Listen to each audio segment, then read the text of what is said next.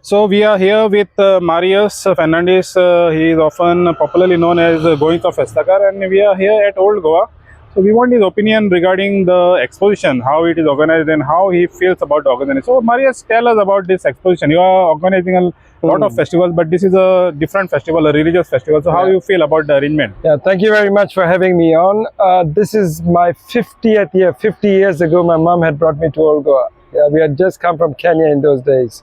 And it's been tremendous because over the years we've been coming and going. But really, we have reached a world-class mark in Old Goa thanks to the Commissioner Sandeep Jakes and the organizers and the press have done a wonderful job. First thing we have to talk, because I've been in London and Kenya and Nairobi, and we've been to religious places like Lutz and Fatima. One thing that has struck me this time is the cleanliness. If you have cleanliness, toilets, tourists will come. There is no doubt. And every people that I've spoken to, the first thing they've mentioned is the cleanliness. Secondly, they've mentioned is the ease of travel around the two basilicas. There are buggies, there are police, there are volunteers, and the whole place looks really neat and clean. So the feel-good factor is in this festival. Now, this is just the beginning. 50 years ago, my mom brought me. 10 years ago, I had come for the exposition from London. Things were not on this scale. This is now the pinnacle. If you want to organize an event in Goa, this should be the trademark of how to organize festivals. And our commissioner and the volunteers and the priests have done their job. As if people want to ask me the future and how these festivals have to go in the future plan, I say as in Lutz and in Fatima, the same plan has to be in place.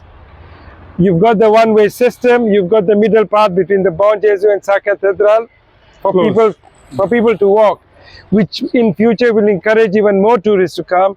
The toilets have to be there, and as you see, people are coming, and that will encourage tourists from across the world to come because it's easy to travel now. If you come before the exposition, it was a mess. Yeah. Yes. So there's a huge change, and for tourism is not only about beaches in Goa, not about EDMs. This is huge. It's a UNESCO World Center.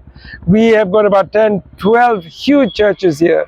So we have to take advantage, which will benefit the tourists, benefit the government, and benefit the people of Goa. So you are saying that whatever is happening right now at the exposition, it should carry on. Yeah, I mean, see, you just come here and it's so easy to actually come to Old Goa. They've got a parking area, and why can't it be permanent? There's a one-way system, why can't it be permanent? The middle path to be shut, why can't it be permanent? The gardens, look how beautiful they look. All it needs is the garbage collection, which is mandatory. I mean, we're all supposed to collect our own garbage. It's not a big deal. Some restaurants can be opened officially. The candle people selling candles, the people selling sonograms, they should be welcome, and a certain area can be given to them. But this is happening all across the world. Religious centers have all this. So I strongly believe that this should carry on, and there's not much work needed because the system is already in place. How do you see the veneration costs when you talk about volunteer system and everything? No, so that is another amazing idea that they've done about the veneration part. I was here on the first day, and it looked all so simple because it was well organized.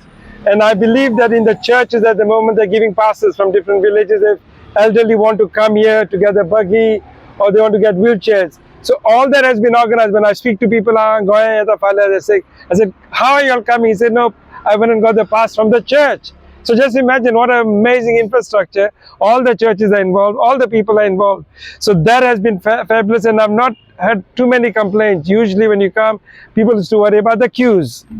Now, despite the security, it is passing easily. Nobody's complaining about the queues.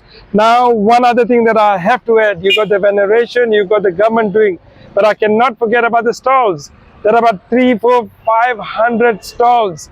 And there cannot be another festival which is more secular than the one that's happening in Old Goa.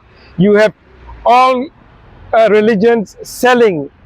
The goods are being sold from all India, and you have our Hindu brothers, our Muslims, our Punjabis, all sorts of people are involved.